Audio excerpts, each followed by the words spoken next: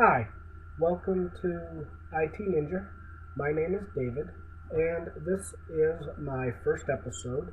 It's going to be a trial run, depending on how I like it, what content I find for the show. I admit the video quality may not be the best, but again, it's just a starting run.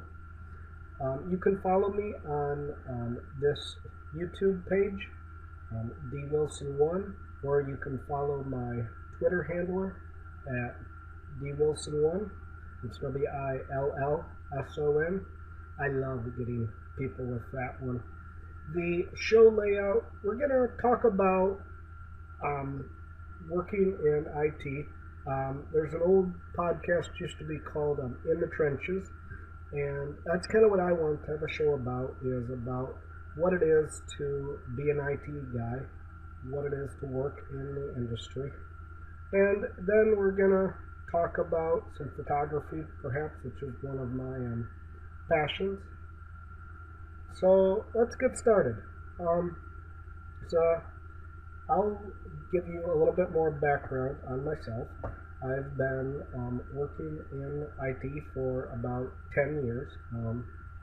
I actually started my junior year of high school.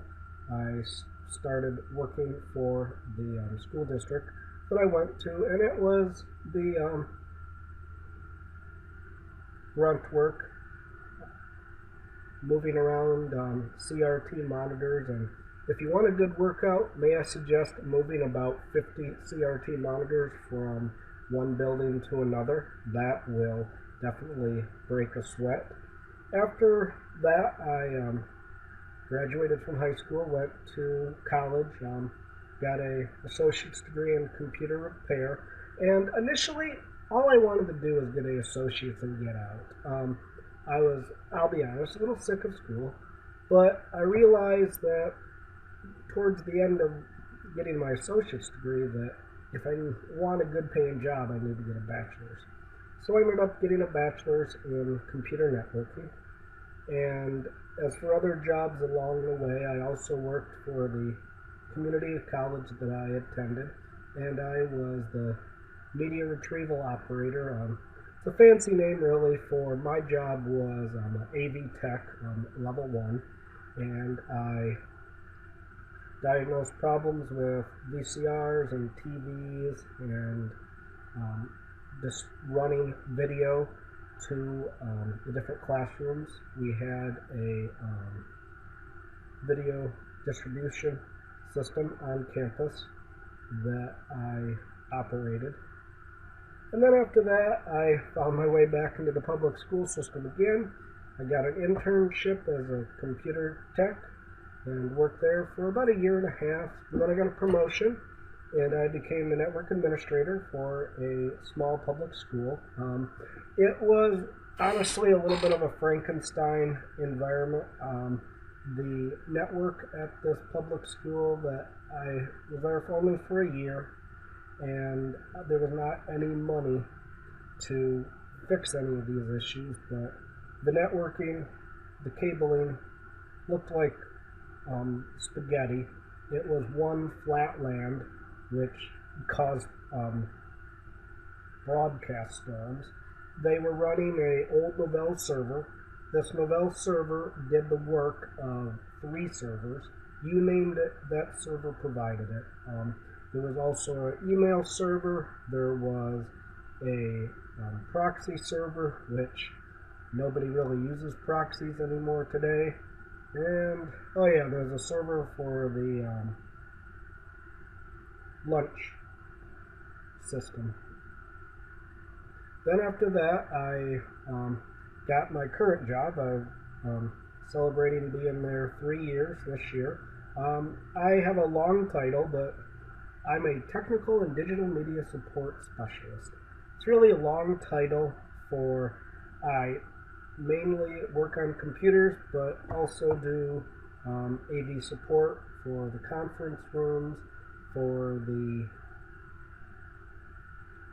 meetings that are high-level meetings with the CEO and board members and of that caliber. Work for a company of about 3,000 employees. In the last 3 years, I've seen the company grow by leaps and bounds. We opened 3 new locations last year, so it was very busy. So that's kind of the background of how I got into technology and where I am today. What my goals are is I would like to see myself in 5 years take more of a project manager and network administrator role at my job. Now I did want to talk to you about a couple of things that I've noticed at work and some other cool things I've found this week. I wanted to talk about USB 3.0 drivers. I don't know if you've ever gone down this path, but I will tell you that it can be quite hairy. I had a laptop about a month ago that we ordered it, and it didn't come with Windows 7 drivers. It only came with Windows 8, which was really cool on Dell's part actually, because these drivers that, actually I guess it would not even be Dell, it would be the manufacturer, but these drivers that were coming from the Dell website were working on Windows 7, even though they were Windows 8 drivers.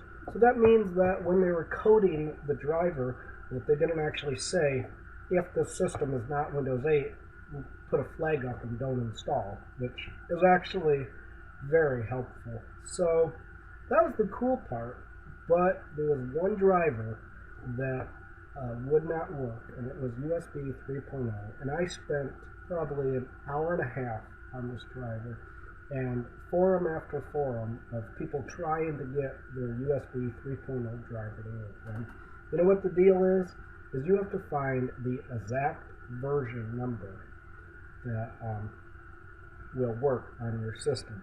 If you don't, you come up with an error that the system does not meet the minimum requirements, which it obviously does, but I remember trying to install version 1.33 of this driver. Turned out I needed 2.5. So that was quite the thing to remember.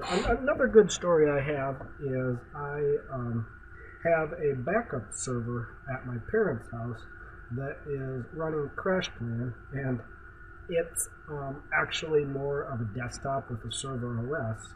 But when I installed the server OS, I didn't have a NIC driver on top of that. So Dell had the XP driver, and I thought to myself, there's no way that this could possibly work. But guess what? It installed, and right now I'm backing up to my parents' house with Server 2008 and CrashPlan on an XP NIC driver. That's pretty cool. I also wanted to tell you about a website called Reddit. I'm sure you've heard of it, but there is so much content on there for us techs. If you go to reddit.com/r/tech support, you can answer people's questions, which honestly, I think it kind of keeps my skills up to date and honed in to answer questions that are not necessarily work related, because we all know working in IT in your environment that you can get very tunnel vision and only fix the stuff that you support on a daily basis. So this gives you an opportunity to branch out a little. There's also reddit.com/r/sysadmin, and those are also good opportunities to answer questions and to read what other people have wrote and other people's solutions. Wanted to tell you about one more cool experience at work. We one of the things we do is we are a call center, and we have to create IT all of the user accounts for this call center. And I actually got to go into one of the call centers this week and see all the users that we created these accounts for. We created about 350 accounts in 3 months. There was some days all I did at work was put on a pair of headphones and hang out in Active Directory all day and created account after account after account. So it was a really cool experience to see all these people answering the phones using accounts that I created along with my colleagues. Now, since this is a podcast, it would be only fair to talk about other podcasts that have influenced me / I've really enjoyed. I started listening to podcasts in 2009. Honestly, I wish I would have listened a whole lot earlier. Some of my favorites are the Mike Tech Show, Windows Weekly, Security Now, This Week in Computer Hardware.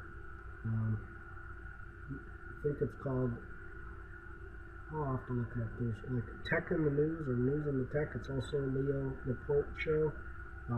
Retro Computing Roundtable is a fun one because they talk about old technology and also how they're keeping it alive with newer technology. You get to hear some cool stories along the way. There's many others that I listened to. What about sums it up? Over the years, I've listened to some other shows here and there. There's Run As Radio, which is a sysadmin podcast that I've joined. There is old one that pod faded called Mind of Root that I used to listen to. And if you don't know the term pod faded, what it means is a podcast that is doing well, but they miss a show, make it up. Miss another show, make it up. Make a couple shows, then are off for a month, then they're off for a couple months, make a show, and the show gets out of its pattern, and eventually it just pod fades and falls apart. I'll also talk about my other interest.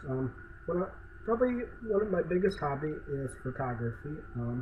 I have been taking pictures for years, but recently have upgraded to a DSLR.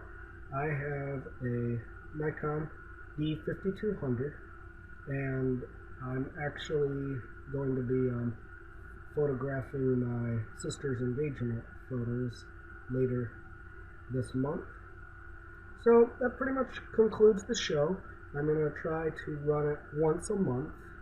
If you have any questions or comments, please feel free to write them in the comments, and I will get back to you. Thank you, and goodbye.